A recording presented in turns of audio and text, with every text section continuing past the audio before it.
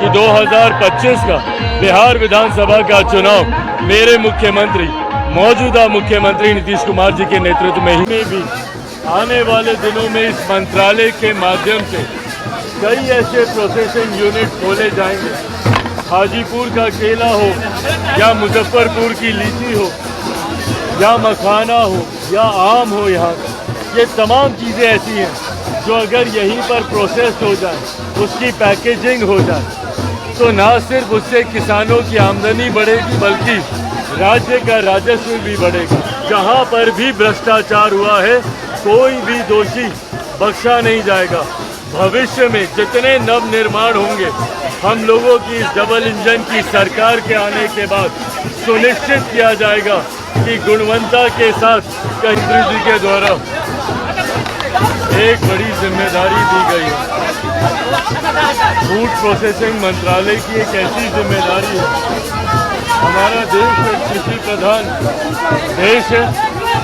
बिहार जैसा राज्य जो कृषि प्रधान राज्य है, और आप सब लोगों ने अक्सर सुना होगा कि बिहार फर्स्ट, बिहारी फर्स्ट के माध्यम से हमने हमेशा इस बात का जिक्र किया है कि बिहार में प्रोसेसिंग यूनिट्स होने चाहिए ताकि किसानों के हाथ में ज़्यादा आमदनी आए, ताकि राज्य का राजस्व बढ़ सके। इस बात का जिक्र बिहार फर्स्ट, बिहारी फर्स्ट के माध्यम से अक्सर हमने किया है। ऐसे में मेरे लिए ये सौभाग्य की बात है कि प्रधानमंत्री जी ने मुझे फूड प्रोसेसिंग विभाग की ही जिम्मेदारी दी है, जिसके माध्यम से आने वाले दिनों में जिम्मेदारी देश भर की है, पर बिहार में भी आने वाले दिनों में इस मंत्रालय के माध्यम से कई ऐसे प्रोसेसिंग यूनिट खोले जाएंगे। हाजीपुर का केला हो या मुजफ्फरपुर की लीची हो या मखाना हो या आम हो, यहाँ ये तमाम चीज़ें ऐसी हैं जो अगर यहीं पर प्रोसेस हो जाए, उसकी पैकेजिंग हो जाए, तो ना सिर्फ उससे किसानों की आमदनी बढ़ेगी बल्कि राज्य का राजस्व भी बढ़ेगा। ऐसे में ये जो बड़ी जिम्मेदारी प्रधानमंत्री जी के द्वारा मुझे दी गई है, इसका पूरी ईमानदारी से और पूरी निष्ठा के साथ इसका पालन किया जाएगा।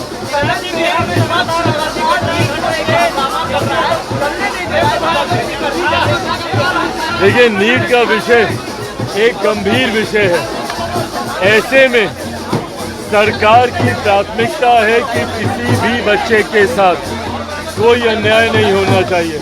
मेरे प्रधानमंत्री जी खुद उनकी निगरानी, खुद वो मॉनिटरिंग इस चीज़ की कर रहे हैं।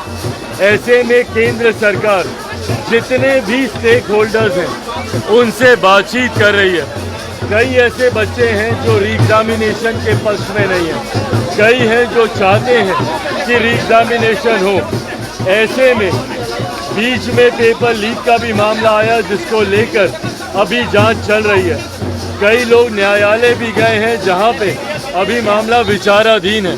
तो जब इसमें इतने सारे पक्ष इन्वॉल्व हैं, जब इसमें इतने सारे स्टेक होल्डर्स इन्वॉल्व हैं, तो सरकार सबसे बातचीत कर रही है। सही समय पर सही फैसला लिया जाएगा, पर सरकार की तरफ से ये विश्वास आप लोगों को दिलाता हूँ कि जो भी फैसला होगा वो छात्रों के हित में लिया गया ये फैसला होगा।